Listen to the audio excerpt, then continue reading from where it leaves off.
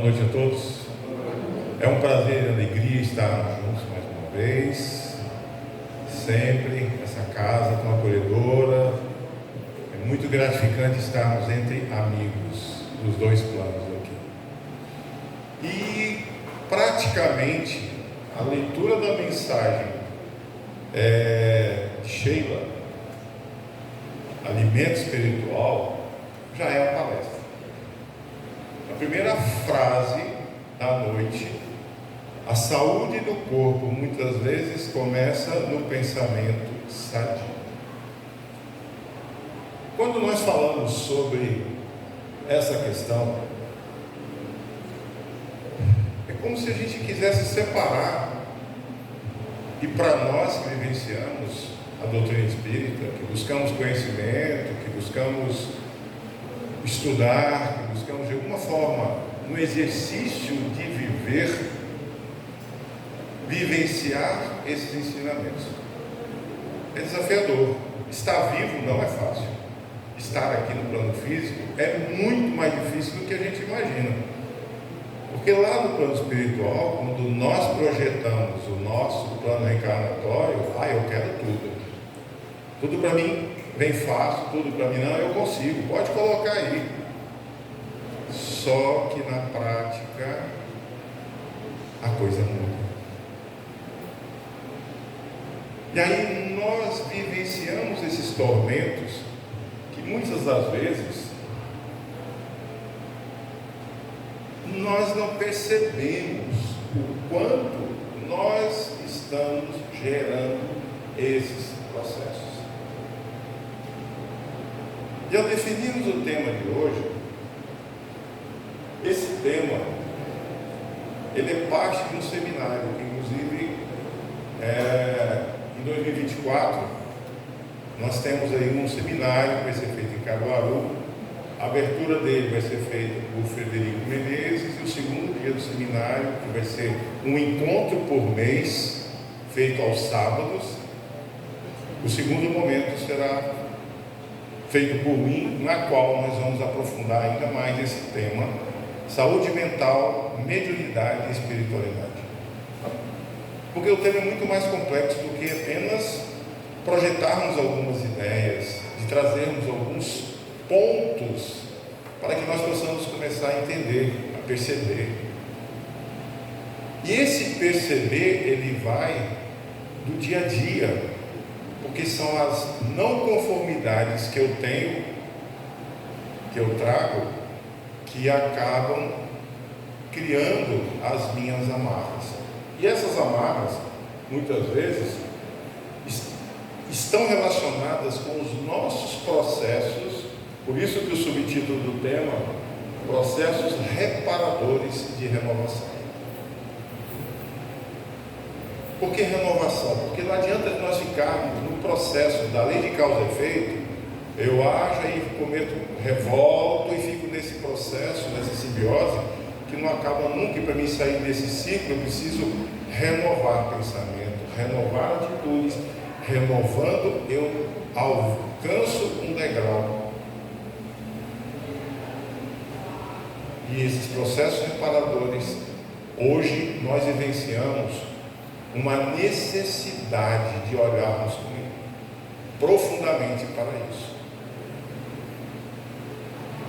Nós temos percebido, eu sou psicanalista clínico, trabalho com a psicoterapia vibracional, e a gente tem percebido um aumento expressivo de situações, de condições emocionais que estão alcançando, estão sendo gatilhados, que estão alcançando uma amplitude de uma forma muito imediata, muito rápida, e a cada dia aumenta esses casos, essas situações. Então a gente precisa olhar para isso e nos colocarmos e nos inserirmos nesse processo. E aí nós vamos ver, no nosso encontro de hoje, nós trazemos, eu sempre busco trazer a bibliografia para pessoas que são teimosas, que, igual eu, que a gente tem que ir atrás para entender, aprofundar, estudar. Então eu sempre procuro mostrar a bibliografia. desse estudo que nós vamos falar hoje. Então nós temos ali o Evangelho segundo o Espiritismo, capítulo 5, Bem-aventurados os aflitos, o capítulo 17, Sede perfeitos, além das obras, o Livro dos Espíritos, o Céu e o Inferno, Ação e Reação, Leon Denis, o Problema do Ser, do Destino e da Dor, o Consolador, de Emmanuel, e também Ação e Reação.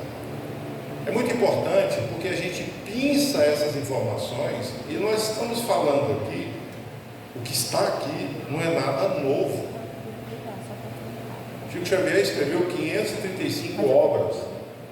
Se nós começarmos hoje a estudar essas 535 obras, nós gastaríamos pelo menos 100 anos estudando, só para estudar, sem ter tempo de estar praticando nada. Está tudo aqui, está tudo na nossa volta. Então a gente olhar isso e saber que existe ao nosso alcance é muito mais do que apenas tomar conhecimento. Eu ouvi isso lá numa palestra. E o que eu faço com isso?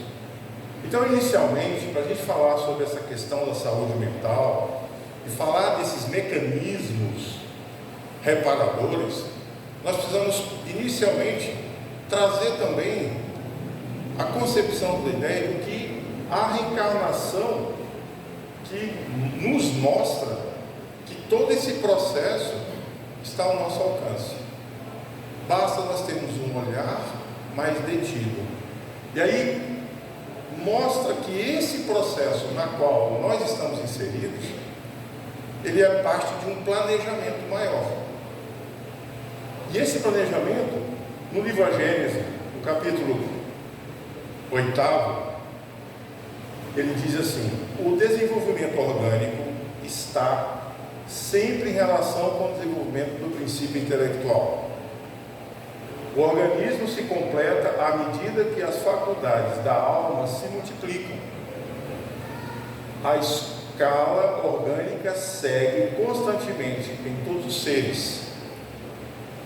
A progressão da inteligência, desde o pólipo até o homem, e isso não poderia ser de outro modo, uma vez que é necessário a alma um instrumento apropriado à inteligência das funções que ele deve cumprir. O que isso tudo nos mostra? Que à medida que nós vamos tomando consciência da nossa realidade, do nosso ser intelectual, o ser espiritual que somos, nós vamos, da mesma forma, influenciando a estrutura física na qual eu faço uso dela. Para que, à medida que isso aconteça, a minha estrutura física, corpo, o desenvolvimento orgânico, que me permite ampliar, perceber, como diz a minha expressão, na medida em que essa progressão de inteligência, ela precisa ter algo que seja compatível. Como o inverso não pode acontecer, quando a gente pega o livro de João Margolo, A Evolução do Ser Espiritual, do Princípio Inteligente, como Ranieri também retrata no livro A Evolução do Princípio Inteligente, no processo da construção do nosso ordem, aqueles espíritos que vieram por convocação do Cristo, na estruturação do campo físico, que tivesse condições de que houvesse uma encarnação, houveram centenas de milhares de abortos, porque não havia um corpo compatível com a vibração que aquele ser estava buscando. E através dos engenheiros espirituais, ordenados por Cristo, começaram esse processo de depuração. Começou esse processo de reestruturação celular, alteração de DNA, para que houvesse um corpo que conseguisse estar compatível com a vibração, com a faixa vibratória daquele ser que ia reencarnar, que estaria aqui, chegando no nosso órgão. Então, quando a gente vê esse primeiro ponto da Gênese, que todo o desenvolvimento orgânico ele segue à medida da necessidade que esse princípio inteligente, que essa inteligência suprema, que esse ser espiritual necessita, tudo começa a se moldar. E em nós não é diferente hoje. O meu planejamento reencarnatório está lá descrito como aquela tabela que está ali, ó, do ciclo de palestras. Quem leu a série André Luiz, os 17 livros, tem lá a descrição do Ministério da Reencarnação. Como é feito? Eles até descrevem que tem um boneco, e aí tem uma ficha anamnésica que traz todo o histórico daquele ser que vai reencarnar. É feita a programação, o planejamento. E aí eu vou fazer o quê? Quando eu alcançar os meus 50 anos, eu passo a ter o início de um aneurisma. Quando eu chegar, não, eu vou ter um processo de catarata, proveniente dessa necessidade. Isso já está num campo de determinismo? Não. Vai de acordo com a medida em que eu vou também assimilando, entendendo e mudando em mim esse campo vibratório. À medida que eu começo a expandir, que eu começo a entender que eu sou vibração, que tudo em mim é um campo de sintonia, que eu interajo com tudo que está à minha volta, eu começo a perceber que também em mim as transformações acontecem. No livro do Bruce Lipton, Biologia da Crença, a epigenética, através dos experimentos que ele faz, ele retrata e relata que a nossa mente, ela faz, altera e sofre influência sobre as nossas células. Quem é médico aqui? Pois é, não conhece bem o que é o efeito placebo, que a gente fala. A gente engana a mente, e a mente engana o corpo, engana o nosso campo físico. Então essa estrutura que foi desenvolvida, que foi falada e trazida através da Gênese, mostra que o nosso desenvolvimento precisa de algo que seja compatível. Um espírito que está no seu processo inicial de reencarnação, ele não consegue animar um corpo que está num grau maior de desenvolvimento. Ele vai animar um corpo que está dentro de um campo que esteja compatível com essa vibração. Então é preciso entender a finalidade da reencarnação. Aí na pergunta 132 do Livro dos Espíritos, encontramos a pergunta: qual a finalidade da reencarnação? Quem participa aqui dos estudos, segunda e terça, Livro dos Espíritos e Livro dos Médiuns, são questionamentos que fazem parte do princípio do conhecimento da doutrina espírita. Então Allan Kardec explica que a reencarnação é imposta por Deus para que os espíritos possam evoluir e alcançar a perfeição. Para alguns ela é vista como uma missão, para outros uma expiação. Para alcançar a evolução plena, muitos sofrem muitos os karmas da existência corpórea. Há ainda outra finalidade da reencarnação: a de colocar o espírito em condições de enfrentar a sua parte na obra da criação. É para fazer a sua parte que o espírito toma um corpo a cumprir as ordens de Deus. Nós vamos chegar aonde com isso? E aí nós vemos que a doutrina espírita é rica nesses ensinamentos a respeito da reencarnação, porque é uma das doutrinas reencarnacionistas, como o catolicismo, como o budismo, como outras que trazem em si essa vertente. Se estão dentro da mesma linha de raciocínio, é outra história, como as doutrinas espiritualistas, aquelas que acreditam que há algo que sobrevive à morte. Aí nós temos o catolicismo, o evangélico e tantos outros que entendem que há esse processo. O que muda é porque não são reencarnacionistas. E aí nós vamos entender aonde nós estamos falando desse diferencial. Então, quando a reencarnação é expiatória, o espírito sempre tem a oportunidade da missão executada no meio familiar ou até mesmo de forma mais abrangente no plano social, ajudando-nos a progredir. A reencarnação se constitui como um distinto instituto pedagógico, em que o ser recebe a oportunidade do crescimento evolutivo. Vamos avançar. André Luiz nos traz: a reencarnação é o meio, a educação divina é o fim. Para isso, a reencarnação é muito mais do que apenas estarmos num processo, num ciclo contínuo, se nós não entendermos a finalidade, porque senão perde o sentido. Para nós chegarmos no tema do assunto, nós precisamos falar sobre a reencarnação.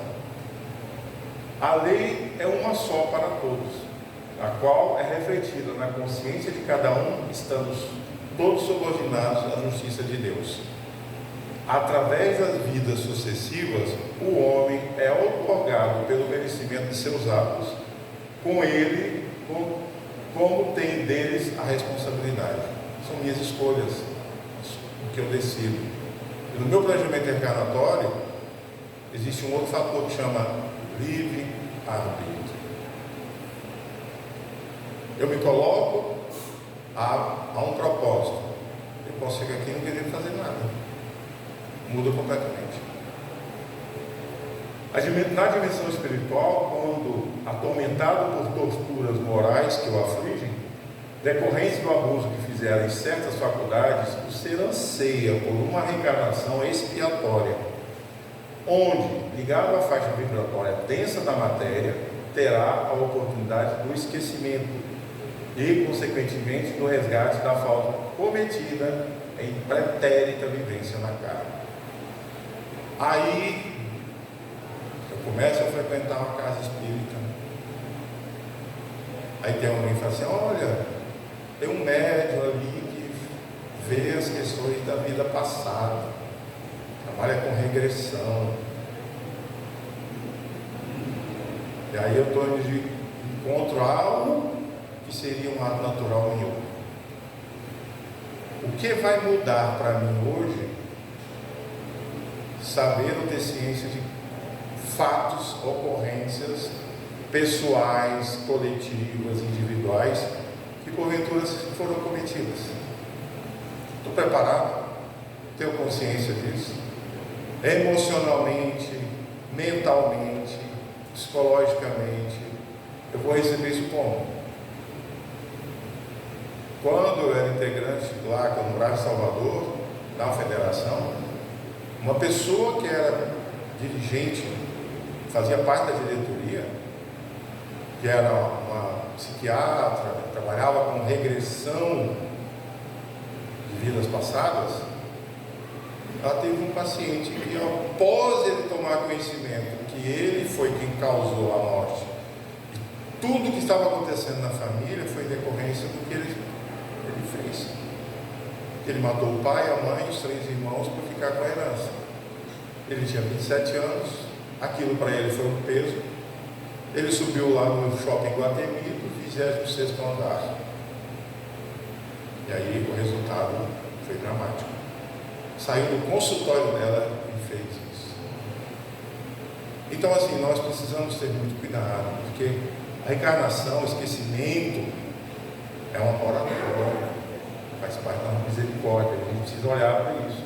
Então, vitorioso diante da expiação, retornará à verdadeira pátria, agora, não mais como algoz, mas sim como vítima, não sendo mais assediado e enredado pelo remorso anterior que parecia não ter fim, quando envolvido pelo sofrimento, ansiava por uma oportunidade reencarnatória. Aí reencarna, mas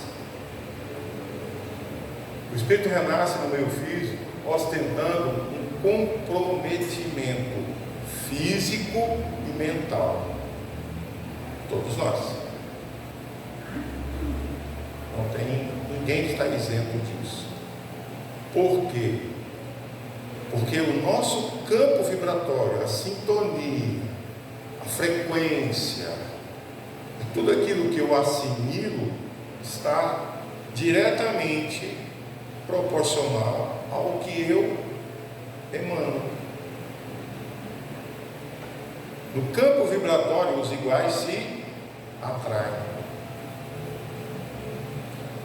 O ano passado, eu fiz até uma palestra aqui sobre medicina espiritual, em que a gente falou muito sobre isso. O que está no nosso campo, como isso reverbera no meu campo, diante do que eu faço e como eu sou, e por que isso acontece. E se a gente não perceber que tudo que acontece à minha volta parte de mim, principalmente, e aí um dos benfeitores, um dos amparadores espirituais nas quais a gente tem afinidade, José Kleber, ele diz o seguinte: em tudo há espíritos, mas nem tudo são espíritos. Porque eu acho que tudo que acontece comigo é por influência. Tem algum espírito me perturbando, tem algum espírito que está me causando esse processo. Eu estou sendo vítima, eu sou uma vítima. E eu não percebo que eu que abro a porta para que tudo chegue até mim. Só entra na tua casa quem você abre a porta para entrar. Se eu consigo, através de manter a minha estrutura mental, emocional, campo de proteção, aquilo não chega. Como nós vamos sintonizar um canal de televisão, tentando assistir outro canal, sem mudar a faixa? Quando eu mudo a faixa, muda a sintonia, muda a frequência, sempre. É por isso que lá naquele começo, o corpo precisa ser compatível com a faixa vibratória do espírito. No livro dos Espíritos tem uma questão que diz o seguinte: de onde o espírito vai buscar os elementos necessários para o seu processo reencarnatório? Como ele prepara isso? De onde vem essa estrutura? O perispírito interage no ambiente físico, tirando ali os elementos necessários para que possa moldar o corpo compatível em qualquer escala evolutiva. Pergunta número 100, está lá. Quais são as escalas evolutivas referentes ao desenvolvimento? Mundos primitivos, mundos de prova e expiação, mundos de regeneração.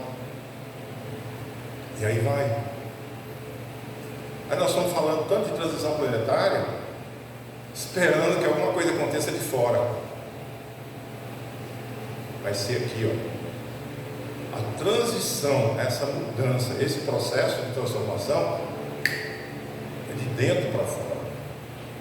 Tomarmos a consciência que esses processos reparadores de renovação, eles vão acontecer na medida que eu começo a tomar consciência do que eu sou, como eu estou, daquilo que eu estou buscando. Essa clareza mental, ela virá dessa forma. E José ainda diz o seguinte: observa no que você está pensando, que tipo de emoção você está gerando, que você tem, que você sente, você vai saber no que você está sintonizado. Aí eu encontro com o Ronaldo, olho para ele e falo: nossa, lá vem o Ronaldo, eu não quero encontrar com o Ronaldo. Eu já começo a gerar em mim um campo alterado. Aí eu não quero que a comida que eu como faça mal, eu não quero que tenha refluxo, eu não quero ter gastrite, eu não quero ter nenhuma anomalia física. Aí eu vou lá, faço aquele monte de exame, não dá nada.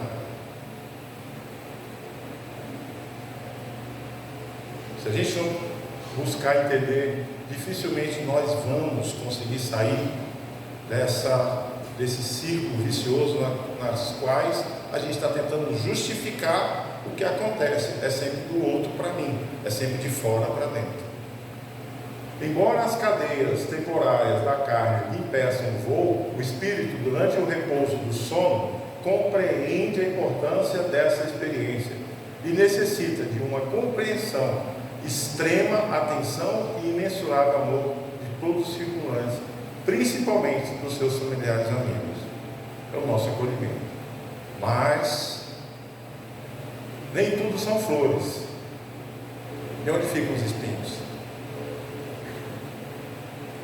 A energia espiritual, controladora por excelência, funciona como um campo organizador biológico, atuando sobre os genes e, consequentemente, na dinâmica celular.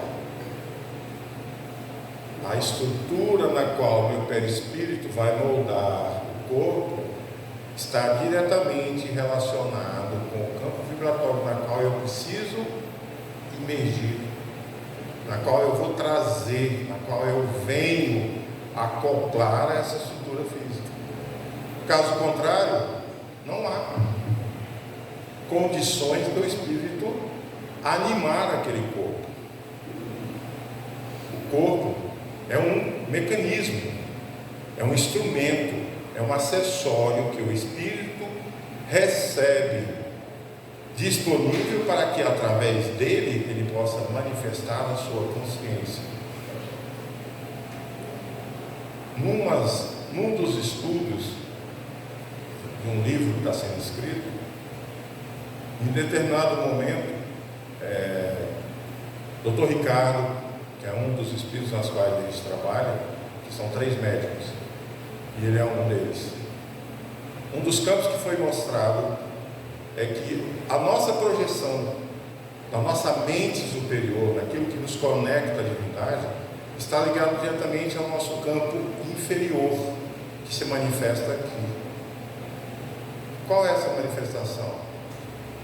A materialização dessa consciência que ainda se sente prisioneira na matéria, o ego. As nossas limitações, as nossas dificuldades de avançar, e a gente não quer abrir mão. Eu não quero abrir mão, eu tenho todas as facilidades. Não tem nada errado de ter as facilidades. Não tem nada errado de eu usufruir daquilo que está à minha volta. A questão é como eu faço e como eu me determino em meio a tudo isso. Então, quando a gente fala que essa estrutura orgânica, elas precisam estar compatíveis com a frequência, essa energia espiritual, a vibração, a sintonia na qual eu estou nela, é porque esse corpo vai refletir o que em mim existe.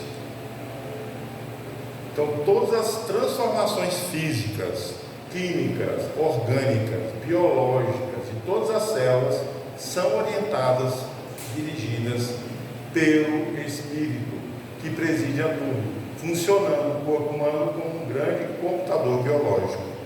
Quem leu na obra de André Luiz A Reencarnação de Sigismundo, está lá nitidamente que desde o processo da concepção, da redução do perispírito até a encarnação, como isso acontece. Quanto tempo antes o pai, a mãe recebem essa missão, essa incumbência de acolher, de aceitar, e se colocam nessa sintonia. Sigismundo estava presente ao casal, mas o conflito entre ele e o futuro pai eram tão grandes que quando ele se aproximava, estando no campo espiritual, num processo de redução ainda, na qual ele estava sendo preparado para reencarnar, havia uma irritabilidade, um desconforto do próprio pai. Então, esses campos que nós estamos falando aqui estão ligados diretamente a nós e àqueles que estão à nossa volta. Assim como qualquer obra humana exige uma planta de construção, o corpo humano é formado nas maravilhosas fases da embriologia, seguindo as determinações do molde ali presente. Então, para a gente poder falar sobre isso, a gente precisa entender que a reencarnação é um processo, é um caminho. A preparação do corpo é o segundo ato desse processo. que será animado pelo Espírito, que precisa estar numa condição, numa compatibilidade para que isso aconteça. Então, para que nós possamos compreender que em nós, o que reflete no nosso corpo físico, são os reflexos, memórias, sentimentos, emoções que nós trazemos quando do Espírito. Eu vou avançar um pouco mais para a gente poder falar mais. E aí nós vamos ver que existem algumas situações que hoje há um alto índice, que isso tem crescido e está se tornando uma preocupação mundial, que é a questão da saúde mental. Nós passamos a agir com tanta naturalidade. É porque eu tenho hiperatividade, eu tenho TDAH, como se fosse normal, como fosse uma gripe, um resfriado, uma dor de garganta, uma enxaqueca, uma sinusite. Isso é um start a nos mostrar que há em mim algo a ser reconhecido. E como eu vou interagir, como eu vou agir, como eu vou fazer, aí entra esse conhecimento, essa percepção de que a doutrina espírita, através desse conhecimento profundo, nos mostra que o espírito está apenas manifestando no físico o que ele tem. O corpo físico apenas reage. Como se nós tivéssemos aqui, por exemplo, um grande aparelho de ar-condicionado e alguém colocasse aqui no 0 grau. Nosso corpo físico é reagir imediato, um clima muito baixo. De repente desligasse, ao mesmo tempo ele ia ter o inverso. Então o corpo físico, ele é um agente de reação, que a nossa mente, o corpo mental, o espírito, vai interagindo. E isso é o caminho na qual ele busca, nessa compreensão, expurgar aquilo que ainda nele há a necessidade de se libertar. E aí nós vamos ver, e vamos salientar que todos nós trazemos para a atual encarnação débitos, pretéritos e erros cometidos, não sendo algo inerente apenas aos indivíduos que apresentam processos ou cuidados especiais de atenção de saúde mental. Todos nós temos. Todos nós. As fobias nada mais é do que os nossos traumas. Aquilo que eu reflito, que eu coloco, tem a ver com tudo isso. Os medos.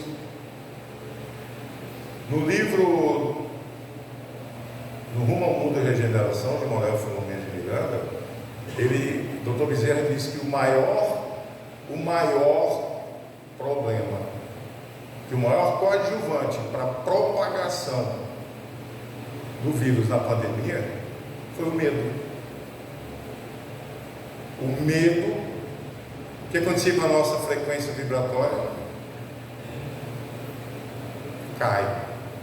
E a Nete Guimarães, num vídeo, coloca que, à medida que nós, 5 minutos, assistimos um programa que trata de violência, de notícias ruins, o nosso campo vibratório, as nossas células registram isso que nós estamos vendo, e nós levamos 5 horas para poder expurgar essa vibração. Sou eu que estou dizendo, ela que é médica e cientista. Então o nosso corpo, ele reage de acordo com aquilo que eu estou sintonizado. Então nenhum de nós está isento dessa responsabilidade, porque todos nós, através das nossas atitudes, fomos um dia naquela situação, trazemos esses reflexos. Isso, de alguma forma, nós vamos ajustando essas contas. Então, baseando-se numa premissa aplicável a alguns casos, justamente porque ele faz essa abordagem, eu tinha feito separado 3 caminhos até comentei com o Mário Jorge, quando foi ontem que eu cheguei em casa, era volta de meia-noite, resolvi revisar, e aí reescrevi toda a apresentação de hoje, terminei 6 e pouco da manhã de hoje. Então nós trouxemos um dos pontos para a nossa noite de observação, que é no livro de Hermínio Miranda, Autismo, uma leitura espiritual, em que ele explica que essa reencarnação acontece de maneira compulsória, necessária. Aí existe uma particularidade que é muito interessante, que a gente precisa observar. Carlos Bacelli, no livro A Sombra do Abacateiro, relata um fato que aconteceu com o Chico, lá em Uberaba. Uma família que era de outra cidade, conhecida, uma criança nasceu, foi diagnosticada com autismo. O médico, como ela reagia muito, tinha muitas... era muito agitada, agressiva, o médico orientou a família que desse calmantes, para a criança dormir, para que ela pudesse ter um controle naquele processo. E aí, quando conversaram com o Chico disse assim: olha, a minha sugestão é que vocês não deem,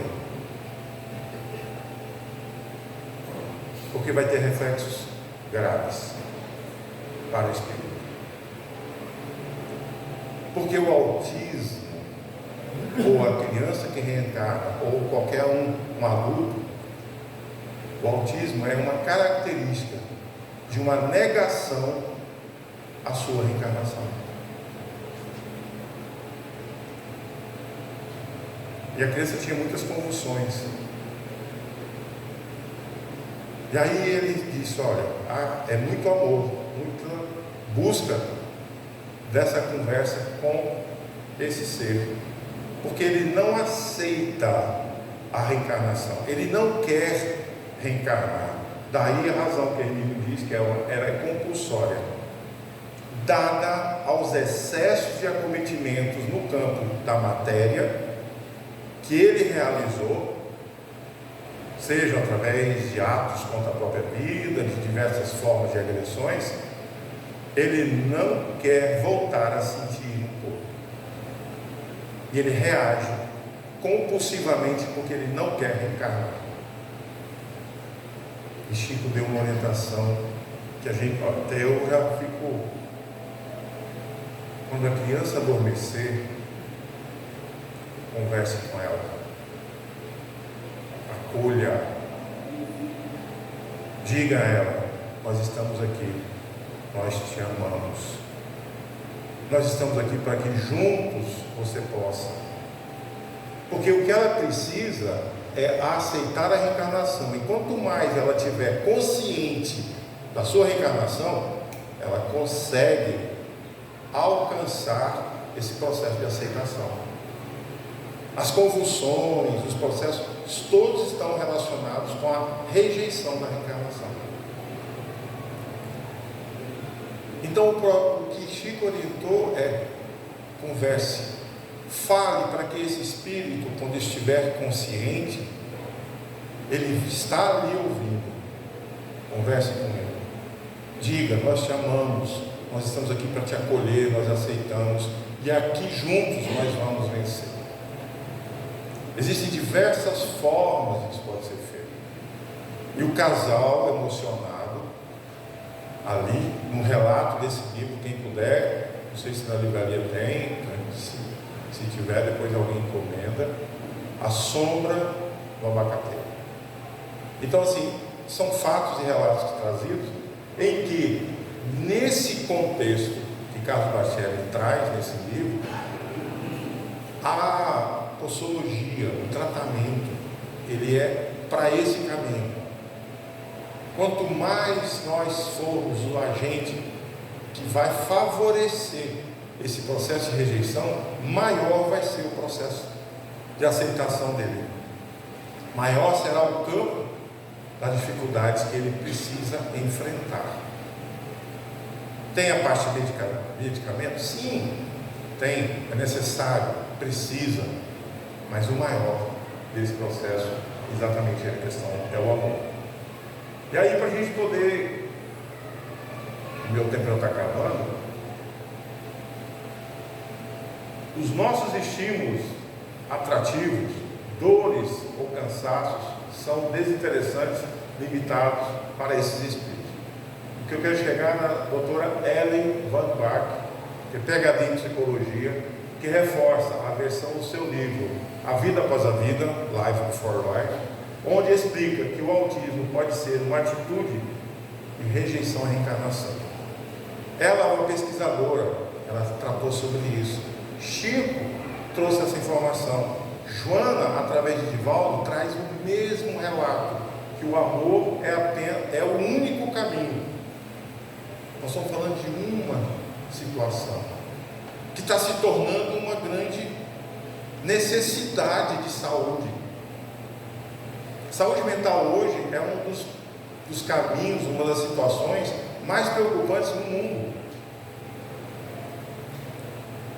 Nesse triênio, nesse processo, nós vamos ter até 2025, segundo o próprio Divaldo, na palestra que foi em 2005, ele informou que até 2025 nós vamos ter um aumento excessivo, substancial e assustador de doenças, processos de saúde mental. E maior ainda vai ser o índice, o indicador das mortes causados pelo suicídio. A saúde mental não é uma coisa que a gente está só lidando porque existe o janeiro branco, como aconteceu esse mês aí, o outubro rosa. É algo que todos nós estamos imersos nisso.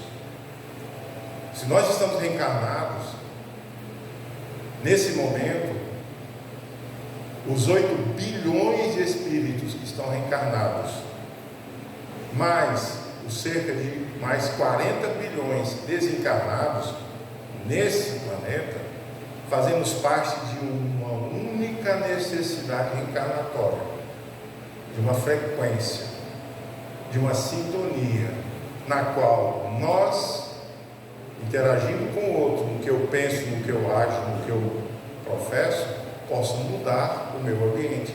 Se eu posso mudar o meu ambiente psíquico, ele também, e cada um de nós aqui, nós estamos aqui em torno de umas 50 pessoas. Se todos nós fizermos esse movimento, a gente consegue emanar uma frequência mais elevada de luz. O que é a prece? O que é a ação do passe magnético? O que é a água fluidificada? Então, tudo isso que acontece à nossa volta é parte integrante.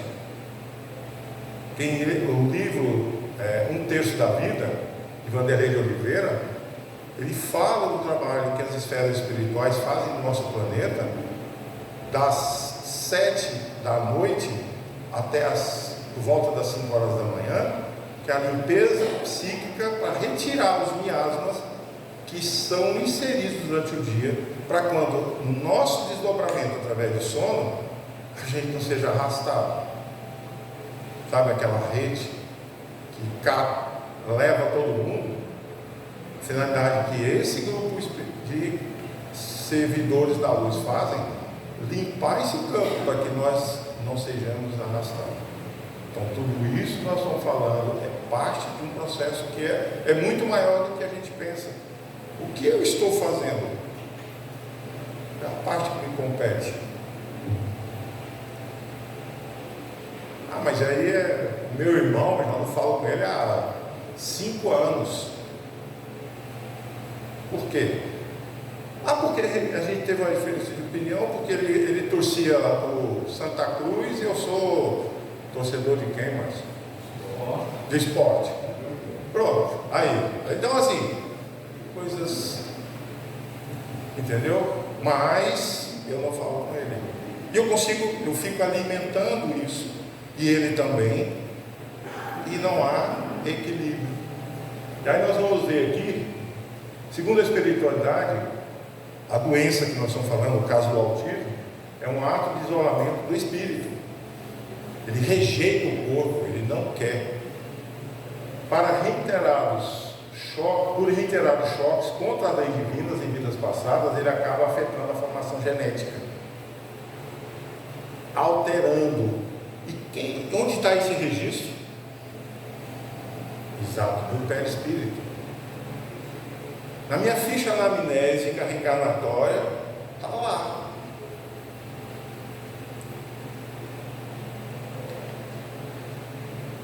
Quem me conhece sabe, eu comecei na mediunidade, reunião mediúnica aos 13 anos, por conta das necessidades. E desde então, esses espíritos que a gente tem essa afinidade, eu soube aos meus 25 anos que aos 50 anos eu iria desencarnar. E aí quando chegou aos 50, eu já tinha preparado a minha família, meus filhos, para isso, para não ver. Resultado: o meu desencarne seria por uma escolha minha que ia acontecer, que eu não queria mais fazer o trabalho de assistência espiritual, o trabalho com os benfeitores espirituais, eu não queria mais. E aí veio um dos espíritos que me atendeu naquele dia e disse: Dr. Ricardo, você tem toda a opção de escolher, mas eu também tenho que te avisar que daqui a 6 meses você desencarna. Eu falei: não. Isso foi em 2010, quando eu fiz 50 anos. Estamos aí. Então as nossas escolhas determinam esse processo. Eu escolho, mas qual vai ser o sentido de eu continuar? Esse espírito que está passando por esse processo de rejeição, de não aceitação, e aí nós que estamos fazendo esse processo precisamos entender que existem essas etapas para que nós possamos compreender.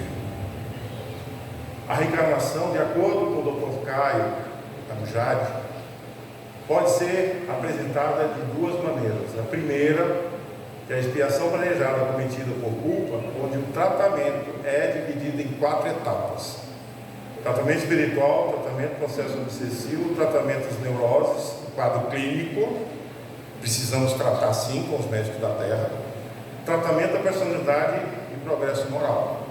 Então é um conjunto de ações que precisam ser implementadas.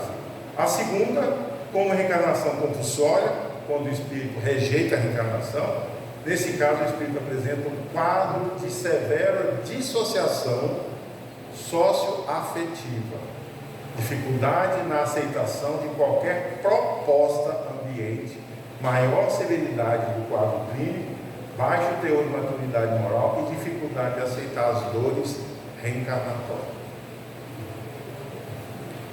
Não é tão simples como a gente imagina. E nenhum de nós está isento disso.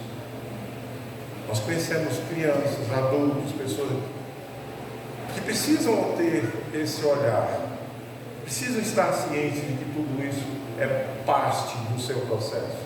E aí ele vai um pouco mais adiante, ele diz que para possamos auxiliar a humanidade no seu progresso, auxiliar nas pesquisas e descobertas, esses casos citados anteriormente, esses espíritos vêm com o propósito de contribuir com o seu DNA nas futuras gerações, para que essas mutações genéticas sejam benéficas a longo prazo.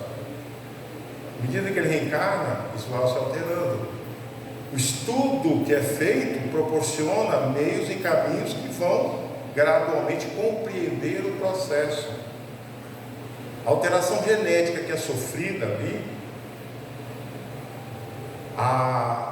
digamos assim, a ruína do processo celular que vai deflagrar esse tipo de sintoma, ela vem com essa desprogramação.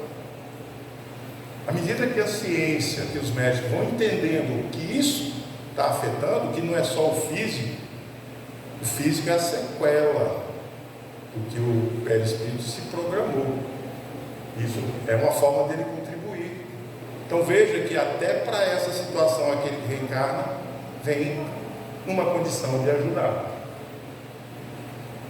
Então, nesse sentido, entendemos que o autismo não é um castigo, porque não existe a lei de punição.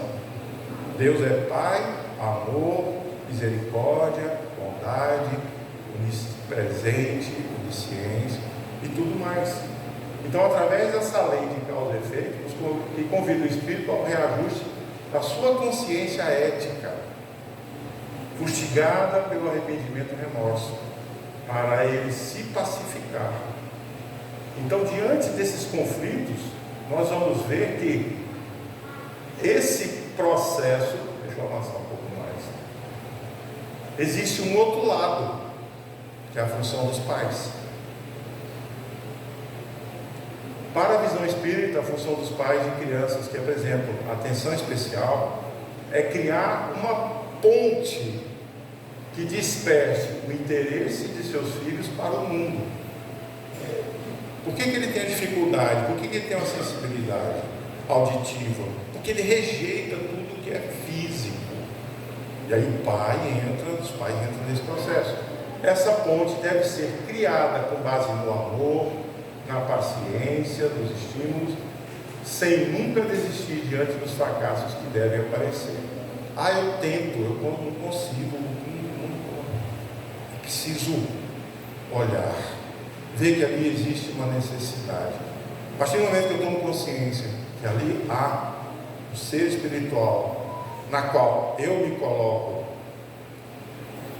como mediador, aceitando, porque existe um outro lado. Se veio até mim esse propósito, é porque a gente tem as condições necessárias para acolher, para trazer aquele espírito a cura que ele precisa. Talvez não seja nessa encarnação, mas como ele pode mudar a percepção disso, e na próxima encarnação ele vai ser ele que vai ser o acolhedor. Então a criança precisa se sentir bem-vinda, amada, querida, aquele ser familiar, e a família deve se mostrar disposta a ajudar a criança a ter sucesso, a alcançar a sua evolução. Não é fácil. Então nós estamos dizendo que é fácil. É desafiador. Mas aí entra Jesus, que sempre diz: amar o próximo como a si mesmo, dar ao outro aquilo que eu gostaria que eu tivesse, que eu quero para mim. E mais uma vez, quando a gente fala isso, o Divaldo relata e orienta que eles devem esperar a criança dormir e então conversar com ela devagar, com o coração aberto, dizendo: estamos contentes por você estar entre nós, você tem muito que fazer na terra, vai ser feliz nessa vida e nós te amamos.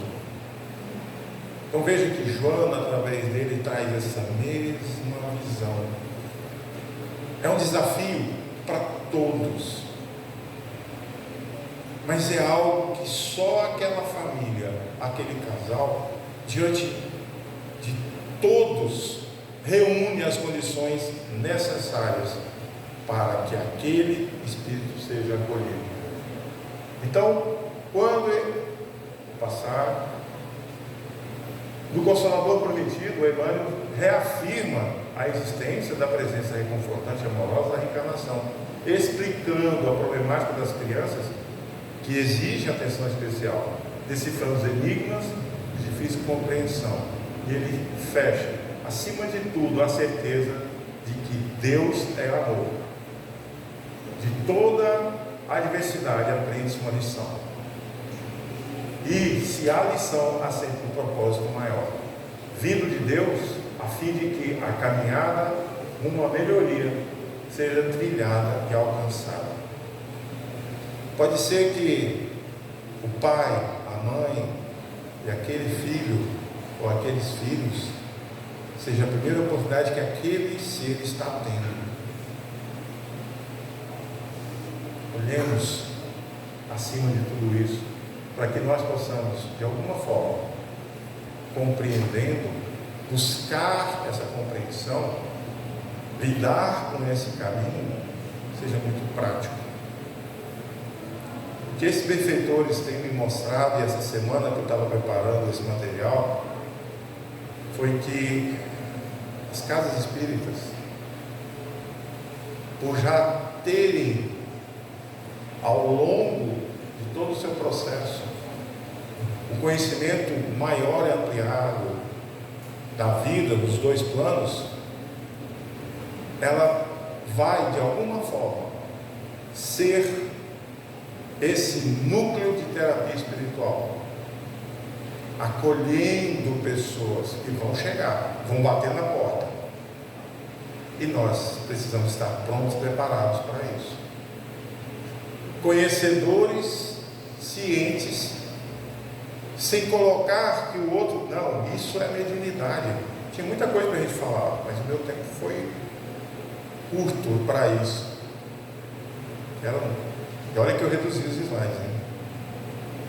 Aí a pessoa chega num processo desse, não, é mediunidade, é isso, vá para um psiquiatra. A pessoa está buscando um nível de compreensão, de entendimento, para que eu possa entender o que está acontecendo comigo. E aí entra a terapeuta espiritual, a terapia espiritual, que a doutrina pode nos oferecer. Ao longo de todo esse processo, quantos livros Joana vem tratando do campo da psicologia espiritual? Comecem lá pelo Homem Integral. É difícil. Eu acho que eu levei uns 5 anos para conseguir ler aquele livro. Porque cada vez que eu esbarrava no meio de uma página com algo que para mim não fazia sentido, eu ia buscar onde que tinha uma referência. E a gente tem que ser questionador, tem que ser igual Pedro. Igual Pedro foi para Jesus. A unha encravada de Jesus chamava-se Pedro. Que Pedro queria questionar tudo, ele não aceitava as coisas. E aí Jesus parava, Pedro, não é assim. Aí vinha o ensinamento, vinha o momento da boa nova, que começou na casa de Pedro. E nós estávamos nessa sintonia com os nossos mentores, nossos amparadores espirituais, os benfeitores da casa, nós estarmos nos colocando nessa condição, proporcionando a nós a chance, a oportunidade de servirmos. Porque não vão bater só na casa espírita, vai ser no seu local de trabalho, vai ser na universidade, vai ser para quem está dando aula, vai ser na rua. Você vai encontrar alguém que de repente vai cair ali na frente. E aí o que eu faço? Nós precisamos estar prontos e preparados sempre, para tudo, para qualquer momento. Então, que Jesus nos inspire e que dê a todos nós a percepção além de nós, que nós possamos olhar para o outro, observando o que tem nele e falar, poxa, isso está em mim também. A condição de estarmos encarnados já denota que não somos perfeitos, que já somos espíritos errantes, errados, que cometemos muita coisa.